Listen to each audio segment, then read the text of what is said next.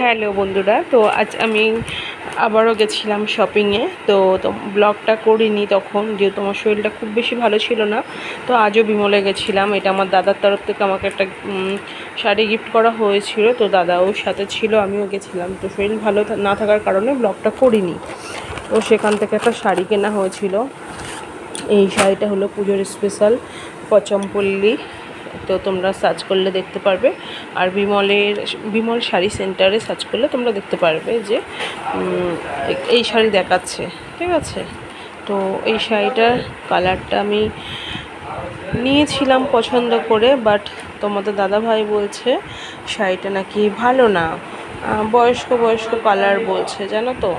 তো এখন আমরা চেঞ্জ করতে আবারও যাব। তো চেঞ্জ করে নিয়ে তোমরাই কমেন্ট করে বলো যে শাড়িটা সত্যিই কি সুন্দর না খারাপ। ও বলছে কেমন শাড়িটা নিয়েছো, বয়স্ক কালার। কিন্তু আমার না ভালো লেগেছিলো। কেন বলো তো, আমাকে আমার মা বিয়ের প্রথমেই প্রণামী তখনই আমাকে একটা কাঞ্জিবরম শাড়ি দিয়েছিল। তখনকার সময় শার্ট টেক্সটাইল থেকে দিয়েছিল। তো সেটা ছিল আমার শ্যাওলার মধ্যে নেভি ব্লু। তো সেটাও ঠিক। তো জানি না, তোমাদের দাদা ভাইয়ের পছন্দ না হওয়ার কারণটা বুঝতেই পারছি না। ও বলছে তো এটা আমরা এখন এক্সচেঞ্জ করতে আবার চলে যাব।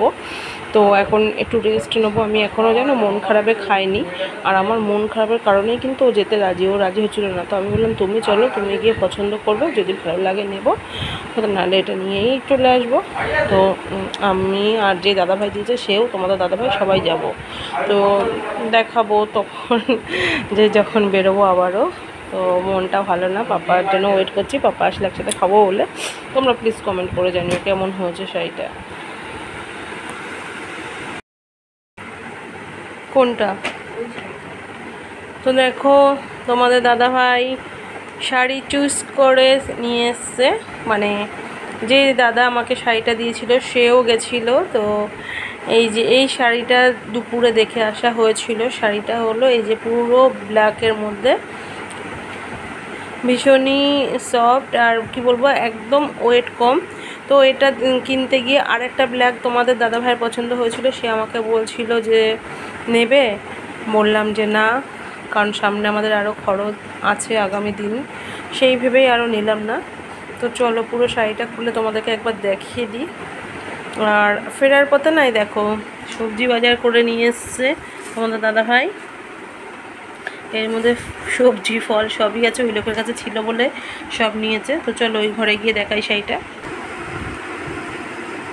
তো দেখো শাড়িটা তোমাদেরকে খুলে দেখিয়েই দিলাম যে আঁচলে এটা আসছে, আর পিস ব্লাউজের কালারটা মনে হচ্ছে এই কালারটা, যেহেতু পুরো খুলিনি। হ্যাঁ ঠিক তাই, ওই কালারটা আছে।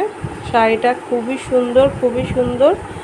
তো যাই হোক, ওর পছন্দতেই নিলাম, কারণ ওর তখন ওটা পছন্দ হয়নি। তো ভাবলাম যে না, ও বারবার করে বলছে। তো কেমন হয়েছে প্লিজ তোমরা কমেন্ট করে জানিও। আচ্ছা, ওই কালারটা পিস পড়বে না, এই কালারটা কি জানি মনে হচ্ছে এটা গুজ দিয়ে কোমরে পড়বে। তো যাই হোক, কেমন হয়েছে তোমরা কমেন্ট করে জানিও। আমার ভীষণ ভালো লাগছে, আর আমি খুব একটা কিন্তু ব্ল্যাক পরি না, তো এবার পরবো। আর এটা কিন্তু যেই দাদা দিয়েছে ফার্স্ট টাইমে, তারই এটা পছন্দ হয়েছিল। সে বলেছিল যে আমি মেয়ে হলে আমি এই শাড়িটা কিনে পরতাম। তো আমরা জানো তো এরকম শাড়ি আমাদেরকে দেখিয়েছে, এটা ছিল মেরুন কালার, বাট আমাদের এটাই পছন্দ ছিল বলে আমরা আবার চেয়ে এটাই নিয়েছি। তো কেমন হয়েছে কমেন্ট করে জানিও। তো আজকের মতন ব্লগটা এখানেই শেষ করেছি। তার কারণ হচ্ছে কি বলতো, শরীরটা প্রচণ্ড খারাপ, তো সেই কারণে বেশি আর বক করতে ভালো লাগছে না। তো একটু রেস্ট করি। আর তোমাদের যদি আমার ভিডিওটা ভালো লেগে থাকে বা আমার শাড়ির কালেকশানগুলো যদি ভালো লেগে থাকে, অবশ্যই লাইক করো, কমেন্ট করো, আর শেয়ার করতে ভুলো না। আর তোমরা যদি কমেন্ট করে জানাও, একদিন তোমাদেরকে আমার সব শাড়ির কালেকশান দেখাবো। তো আজকের মতন বাই।